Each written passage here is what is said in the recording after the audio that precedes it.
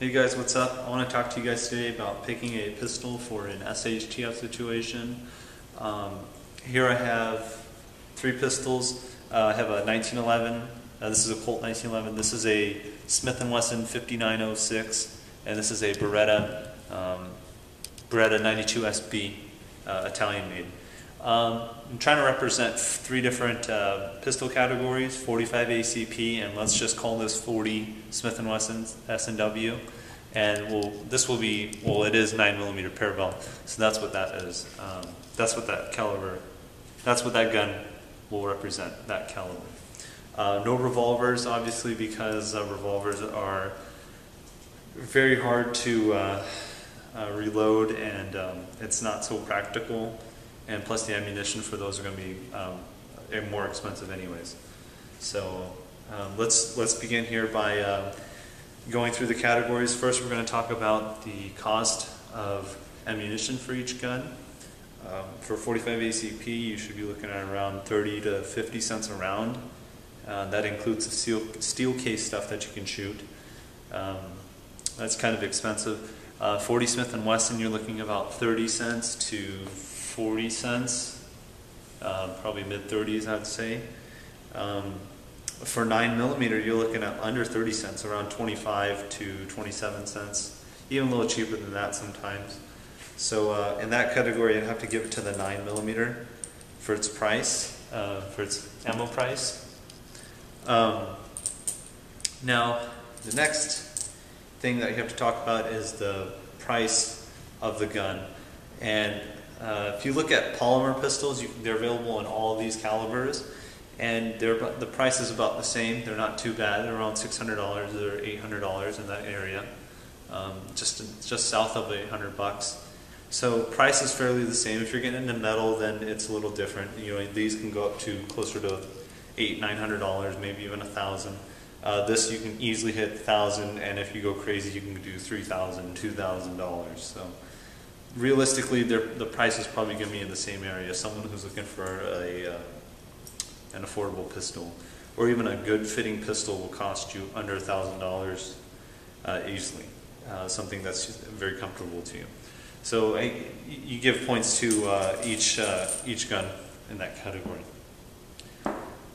Now, the next thing to talk about is, well, I'm not going to talk about accuracy so much, because a lot of these pistols, they come with already upgraded sights usually. Colt GI model, or your 1911 GI models, are going to have pretty shitty sights on them, but this could be a Glock 45, so you could have better sights. So for sight wise, you don't have to worry about it. Function and reliability, they all are going to function just as fine. Don't mind the 2-inch barrel. Think of this as being a 4 or 5-inch barrel, so that's not, you know, that shouldn't be a big issue as well. Hopefully you pick a 4 or 5-inch barrel. Now, next, actually, probably the next category I'll be awarding points for are the bartering or the trading category. And 45 ACP is pretty popular. 40 Smith & Wesson is not as popular as some people may think. I don't think it is. But 9mm is also very popular. 45 ACP, because it's expensive, it won't be as popular as 9, because 9 is cheaper. And so in that category, you'd have to give it to the 9. 9mm is found everywhere.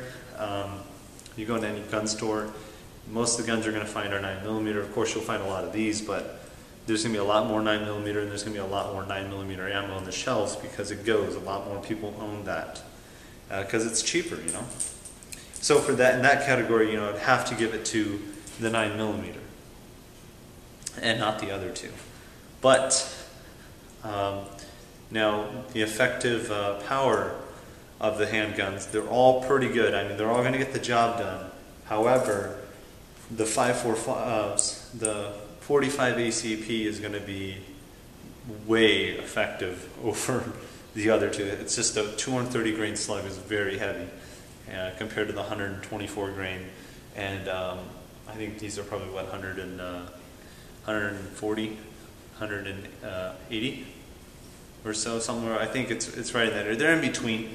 It's in between these two, but definitely 230 grains is going to be a hard hitting round.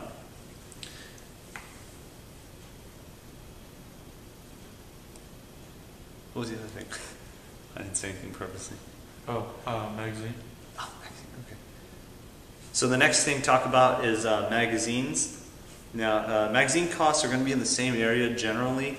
For 1911 mags, you're looking at $30 for a good magazine.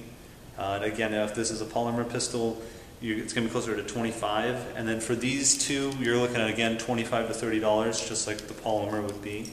And if you're looking at all polymer in each of these calibers, they're going to be in the same price range. So the price for magazines are going to be almost the same unless you're going with the 1911. Then it's horrible. But you also got to think about magazine capacity. This holds 7 rounds. This will hold probably, I think, 12, 13, maybe 14 rounds if you're lucky. This is going to hold 18 rounds and 9. So magazine-wise, I'd have to give it to the 9. You have a lot more capacity in there versus these two, even in double stack. 9, you'll get more. You have those Glock mags that hold, what, like 30 rounds or so. So the 9 is going to have more capacity and less felt recoil is going to, so there's that too, that category, less felt recoil and it's still being effective. So there's that. So that's what I have to say about pistols and picking pistols for an SHTF situation. I'd have to award it, and this is again my opinion. You may have a difference of opinion, but I'd have to give it to the 9mm, being that it has much more cheaper to shoot, much more cheaper to stock up ammo on, more magazine capacity, less felt recoil, so you can get more shots off that are going to be more accurate, and in an effective range, it will still get the job done that the 45 will. So if you guys have any questions or comments or anything like that, please leave them below. If you have a difference of opinion, just so let me know. I'd like to hear your opinion too, so go ahead and leave that below, but keep it civilized. Alright, I'll talk to you guys later.